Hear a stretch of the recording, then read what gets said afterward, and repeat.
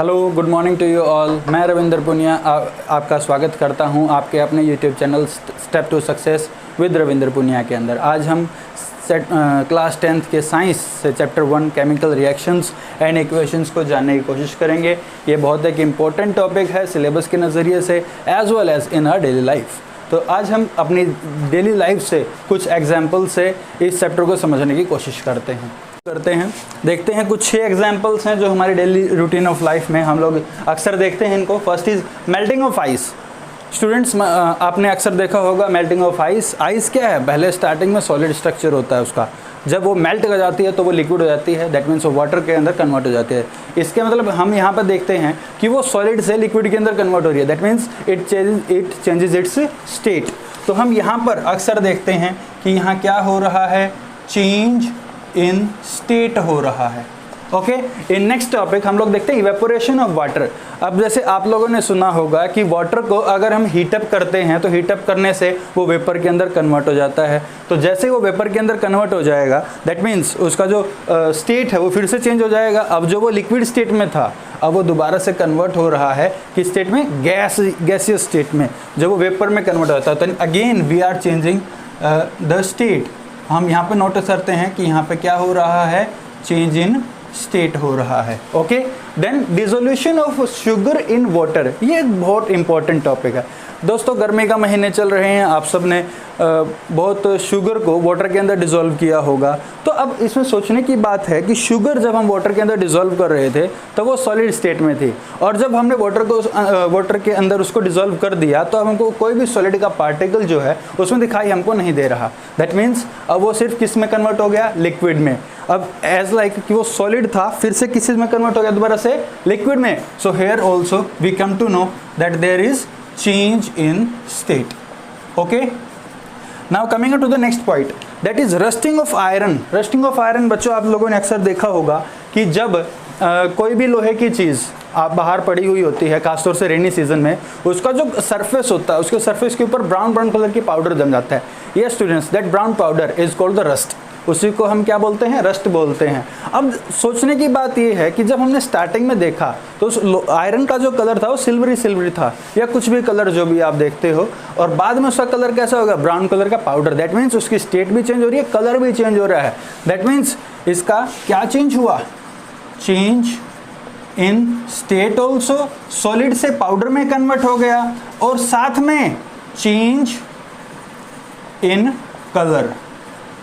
Okay, next हम देखते हैं soaring of milk in summer. Summers में आपने अक्सर देखा होगा कि अगर हम दूध को पूरी रात भर बाहर छोड़ के रखते हैं, उसको फ्रिज में नहीं रखते, तो वो खट्टा हो जाता है। दैट मीन्स वो दूध फट जाता है, आपने अक्सर सुना होगा। ठीक है, तो उससे हम लोग अक्सर देखते हैं कि दूध का जो टेस्ट है वो चेंज हो गया। अब दूध आप सबको पता है वो कैसा होता है, लिक्विड स्टेट में, लेकिन जब वो दही में कन्वर्ट हो जाता है तब उसकी स्टेट प्रॉपर लिक्विड नहीं होती, बल्कि वो लिक्विड से हटकर कोई एक अलग फॉर्म में आती है जिसको हम जेली फॉर्म बोलते हैं।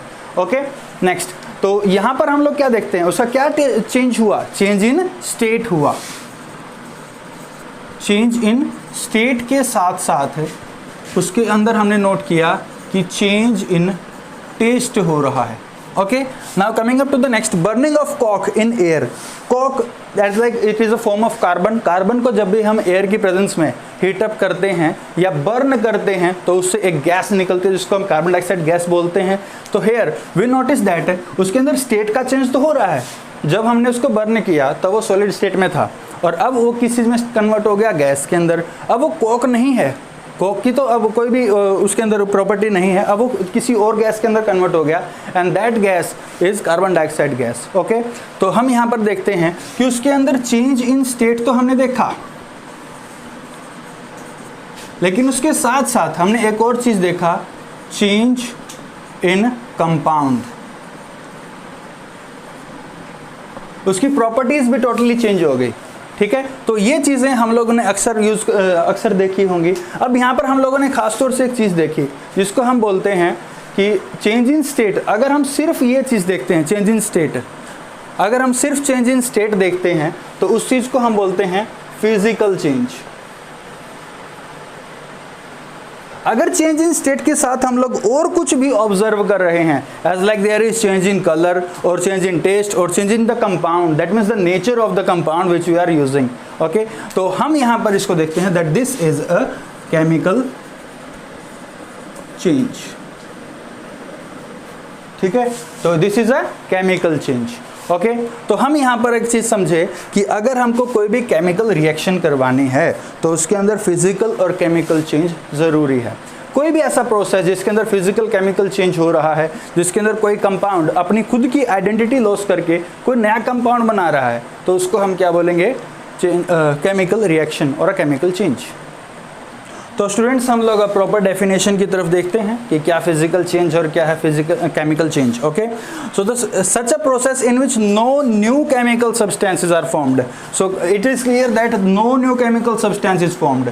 कोई भी नया केमिकल सब्सटेंस जो है वो फॉर्म नहीं हुआ है। जैसे हमने फर्स्ट 3 प्रोसेसेस में देखा कि यहाँ सिर्फ क्या हो रहा था, स्टेट चेंज हो रही थी, लेकिन कभी भी कोई नया सब्सटेंस इन फर्स्ट 3 सिचुएशंस में नहीं बना है। तो इसलिए हम कहेंगे कि there is no new chemical substance is formed. तो such a change in which such a process in which no new chemical substance is formed is called a physical change. So now coming up to the chemical change. अगर हम chemical change की बात करें तो इस process के अंदर such a process in which the original substance loss their identity and form a new chemical substance. कोई नया अगर केमिकल सब्सटेंस बनता है तो उसको हम क्या बोलते हैं? और जो नया केमिकल सब्सटेंस बनता है उसकी अलग प्रॉपर्टीज भी होंगी, तो उस प्रोसेस को हम क्या बोलेंगे? Chemical change. और ऐसा कोई प्रोसेस जिसके अंदर केमिकल चेंज हो जाए उसी को हम क्या बोलते हैं? Chemical reaction. अब बच्चों, समझने की बात इसमें यह है कि रस्टिंग ऑफ आयरन है। आयरन का फॉर्मूला आप सब जानते हो कि Fe है, लेकिन अगर हम रस्ट की बात करें तो रस्ट का फॉर्मूला है Fe2O3.XH2O। ये X का फंडा क्या है हम आगे हायर क्लासेस में पढ़ेंगे, अभी आप इतना जान लो कि रस्ट का फॉर्मूला ये है। क्लियर? अब रस्ट जो है वो आयरन से बिल्कुल अलग प्रॉपर्टी शो करेगा। दैट मीन्स इसके अंदर कोई ना कोई ऐसी केमिकल रिएक्शन जरूर हुई कि जिसकी वजह से इसका कोई ना कोई केमिकल चेंज हुआ, जिसकी वजह से कोई केमिकल या कलर चेंज हुआ और ये इसने नया एक सब्सटेंस जो है वो फॉर्म किया। ओके, बिल्कुल ऐसे ही हम मिल्क की सोरिंग की बात करते हैं। जब आप दही खाते हो तो मेरे को बताओ, आप सोचो क्या उसमें दूध का कभी टेस्ट आया? बिल्कुल नहीं आया होगा। तो इससे हम जान सकते हैं कि दूध और दही दोनों एक अलग अलग कंपाउंड्स हैं और दूध ही दही के अंदर कन्वर्ट होता है। Milk converts into curd over the whole night. Okay, so यहाँ पर भी हम लोग देखते हैं कि कोई एक नया सब्सटेंस जो है वो बन रहा है। और बिल्कुल ऐसे ही बर्निंग ऑफ अ कॉक, ये बिल्कुल एक आसान रिएक्शन है जो अक्सर आपने देखी होगी। बिल्कुल सिंपल रिएक्शन है, बिल्कुल श्योर एंड शॉर्ट, कि कार्बन को अगर हम ऑक्सीजन की प्रेजेंस में बर्न कर रहे हैं, हीट कर रहे हैं, कंबशन कर रहे हैं, आप कोई भी प्रोसेस का नाम यूज कर सकते हो इसमें, तो यहाँ पर क्या बनता है? Carbon dioxide. अब मेरे को एक बात बताओ, ये कार्बन डाइऑक्साइड किस फॉर्म में है? जाहिर सी बात है गैस की फॉर्म में है। और कार्बन कैसी फॉर्म में था? सॉलिड। ऑक्सीजन कैसी फॉर्म में था? गैस। और हमने इसको क्या कर दिया? बर्न कर दिया। और वी कैन से हमने उसको हीट कर दिया। हम दोनों में से कोई भी एक वर्ड यूज कर सकते हैं कि अगर हम कार्बन को हीट अप करते हैं ऑक्सीजन की प्रेजेंस में तो यहाँ पर कार्बन डाइऑक्साइड बनता है। अब कार्बन डाइऑक्साइड ना तो कार्बन की प्रॉपर्टी शो करता है ना ऑक्सीजन की प्रॉपर्टी शो कर सकता है। अब जैसे हम मान के चले कि कार्बन क्या है? एक ऐसी चीज़ है जिसको हम एज अ फ्यूल यूज करते हैं। आप सब जानते हैं कि एज अ फ्यूल क्या चीज़ होती है। एज अ फ्यूल का मतलब है कि वो कैसे ना कैसे अगर कंबशन को सपोर्ट करेगा, ये आग जलाने में सहायक है, उसको हम बड़ी इजीली यूज़ कर सकते हैं किसी भी चीज़ को जलाने के लिए। और ऑक्सीजन क्या? ऑक्सीजन के बिना आग जल ही नहीं सकती, आप सब जानते हो इस बात को। तो दोनों की दोनों चीज़ कहीं ना कहीं कंबशन को या तो सपोर्ट करते हैं या कंबशन में यूज़ होते हैं। लेकिन इनसे जो हमको नया प्रोडक्ट मिल रहा है दैट इज़ कार्बन डाइऑक्साइड, ये एक ऐसी चीज़ है जो फायर एक्सटिंग्विशर के तौर पर यूज़ होती है। ओके।